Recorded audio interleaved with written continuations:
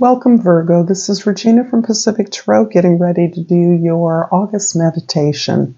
I'm focusing on Venus's retrograde path right now through Leo as a symbol for the ways in which we manifest and invest in ourselves, the story we tell about ourselves, our values, the things that make us feel balanced, in harmony with our environment, and the wisdom of our bodies. This is also Venus, the ruler of Taurus, where Uranus, the only outer planet that is not retrograde, is sitting right now. And the moon has been conjuncting Uranus as I'm doing these readings.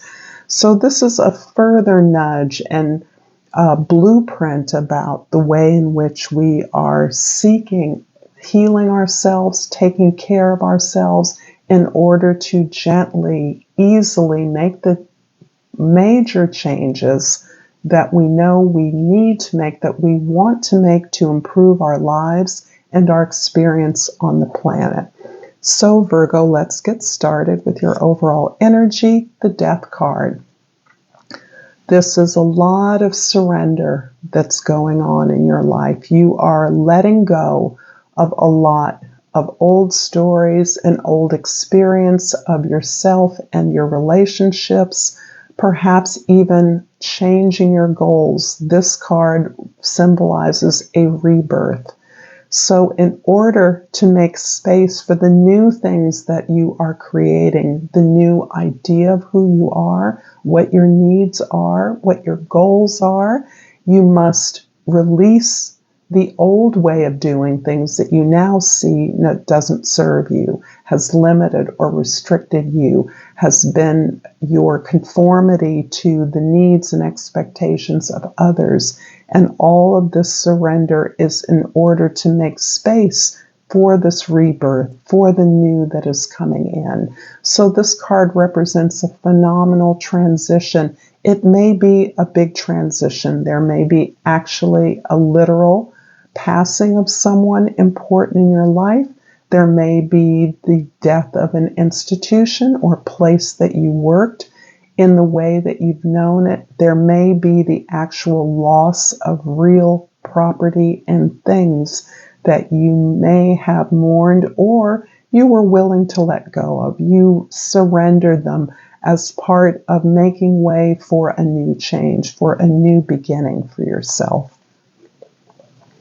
In the position of the sun, we have the Chariot card. And the Chariot is a beautiful card of taking the various contradictions in your life, the oppositional forces, the alliances and the enemies, the frenemies, the old job and the way that you want to fashion the new job. The transitions and goals that you're making, you are using those contradictions, those tensions to propel yourself forward and liberate yourself. This feels like a natural evolution from the changes that are occurring to you, from this ability to release the old story of you, the old literal conditions of your life, and to move rapidly, joyously, with tremendous focus towards a new vision. And by doing so, you're breaking out of the prison that the past may have represented. The prison being a set of rules and restrictions, conventions that are no longer relevant to your life, that are no longer a reflection of who you are and what you aspire to. And now you're in a position to move forward towards those. In the position of the moon, we have the Hanged Man. And this is really, in some ways, your conscious energy of moving towards victory rapidly and your ability to pause and consider the necessity of thinking differently in your life, understanding that the leap from an old sense of restriction to a newfound and empowered sense of liberation has required you to see things differently, to look at your life from a different perspective, to cultivate a greater perspective, to stand back and see the bigger picture.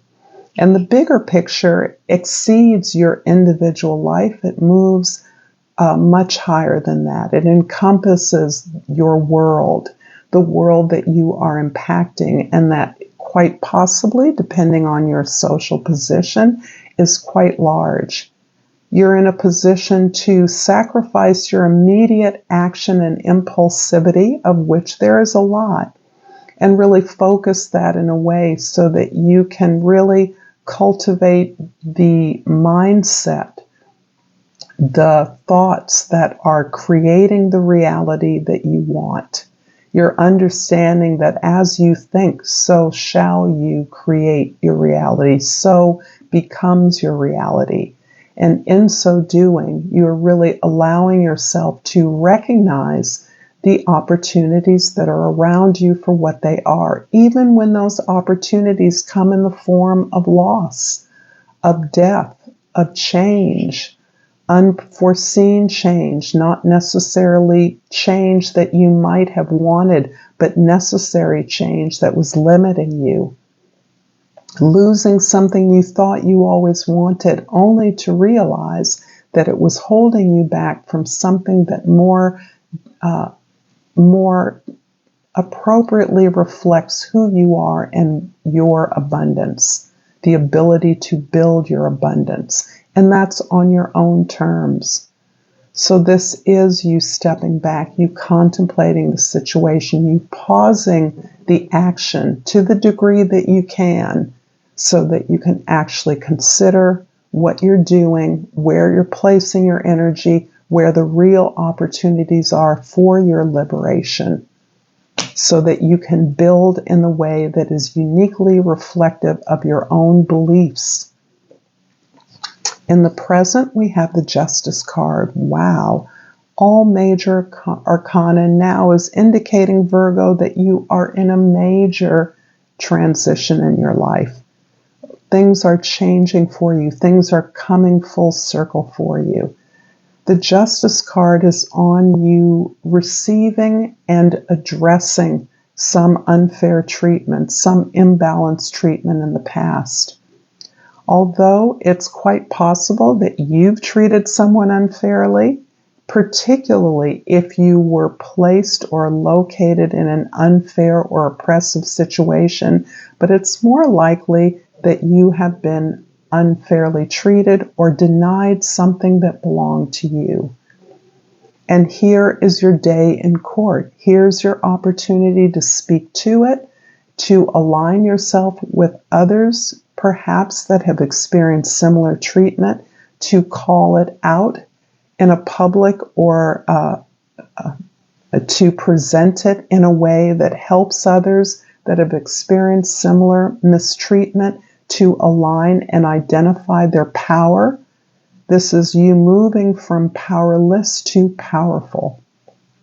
Even if it's addressing a social phenomenon or injustice, the power of individuals who've experienced this injustice or inequity are able to pull together and speak that, to address that, to force the powers that be to recompense or balance out this treatment, to make good. So this is positive. There's something coming to you that you deserved, that you have deserved, and you have been working towards. You have been perhaps lost faith in the ability that this could ever be made right. In the past, the Four of Cups, and everyone has been getting the Four of Cups. This is a card that is very reflective, I think, of the Venus Retrograde cycle. This describes a situation where you once gave your power away to others who you believed could make you happy. You once expected to be rescued, or in some cases rescued another, believing that that would fulfill that other person or yourself.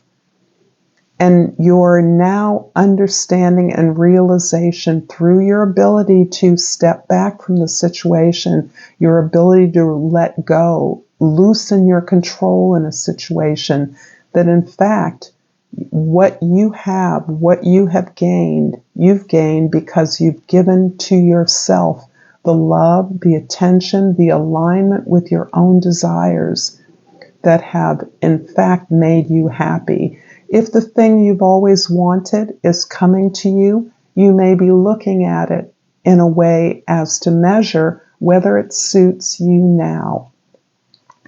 And by that measure, how much you've grown and changed as you have more consistently aligned yourself with your desires, attended to your needs, and built actually a practice where you have put yourself first, because we can't care for others if we haven't cared for ourselves. It doesn't work that way. And so you have now learned how to make yourself happy, how not to look outside of yourself for happiness, but to receive whatever it is that you've manifested now through this perhaps offer or wish, that this is something you can remanifest according to your needs now. Everything you have is because you've given yourself permission to have it. And this is about reestablishing your worthiness, your deservedness of more, whether that's more love, more attention, more care, more credit, more love. You are able to manifest that and make yourself happy on your own terms. However, for so many of us in a culture where this is not supported, where we are trained to believe that someone else is going to fulfill us, make us whole, make us happy, complete us, that you are still somewhat unfamiliar with this being happy on your own terms. And sometimes that means being alone. It does not, however, mean being lonely. And you have mastered that. In the present, we have the Knight of Swords. I think this is your energy as the result of your ability to recognize those thoughts that were no longer allowing you to move in the direction of your inspirations, of more knowledge, of your truth. You're now pursuing your truth with an attitude of discovery, with an attitude of exploration, of asking questions, of doing the research, of being curious, of challenging your own assumptions about what you thought you needed or wanted and what you thought others may or have needed or wanted from you. You're now understanding that as your experience as revealed as having been restricted in the past, having been limited, and perhaps necessarily so. There may have been a parent you had to take care of. There may have been children. There are a number of needs, a community or a job whose your service was desperately needed. You are challenging your assumptions about whose need is a priority. And what you are learning about your truth, your needs, you're being inspired to find relevance in your environment with your truth. You're open up to new ideas, to the exchange of ideas, to staying in conversation and negotiation. Every facet of your experience, every relationship is a product of conversations, of words, of behaviors, of the pursuit of a truth, of a trust that connects you, that honors who you are and what your goals are. And you're learning to open up and be explicit, to speak to the truth that is a requirement of your success. This may be an area where you have not often found words, but you're finding yourself searching for a process of communication, that leads to discovery, the sharing of information, the sharing of the process of discovering and building things by agreement, by conscious agreement. I'm going to clarify the Justice card with the Seven of Cups, what you know, and the Two of Wands, what you don't know. The Seven of Cups, for all of the transitions you're going through, for all the awareness you're gaining, all the energy and action towards your goals, the focus and concentration, there are a myriad of options and choices before you that can be very overwhelming, that can be very distracting. You are exhibiting a lot of focus in your ability to negotiate some injustice that is being righted by you, some way in which you're receiving some kind of compensation or address of something that belongs to you, something that has been taken from you and is now coming towards you. There are a lot of options, a lot of choices you may have around this particular imbalance. Ways to address it are myriad. Many of them are superficial, most of them are. But you know within that there's one thing that would satisfy you, one thing that would appropriately address this lack of justice that you've experienced, this ill treatment. Towards that end is that this is essential. The choices you make here, or your ability to close off the distractions, the confusion, the illusions contained here in these offers of address, you are really fundamentally looking to expand what you know, move away, move into the future. You want to set the past in the past.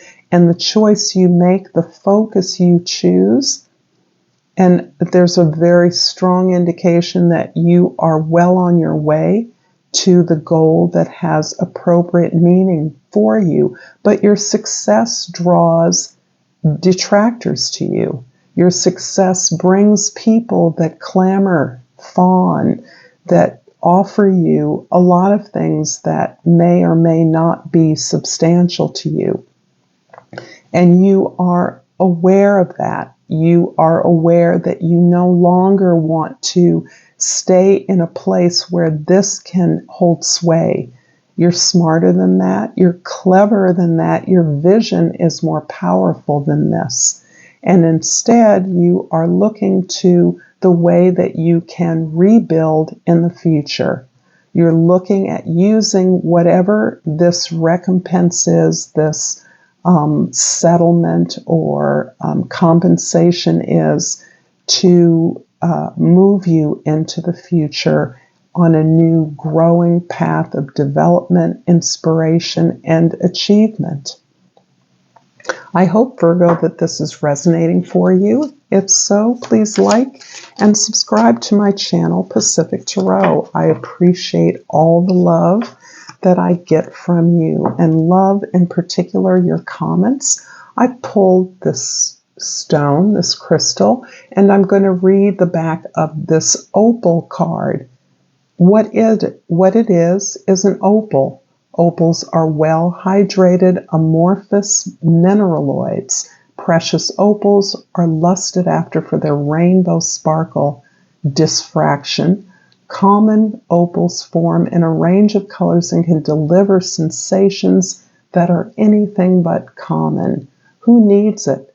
The all-black wardrobe set can benefit from the black precious opal's bold pop of color and spiritual protection.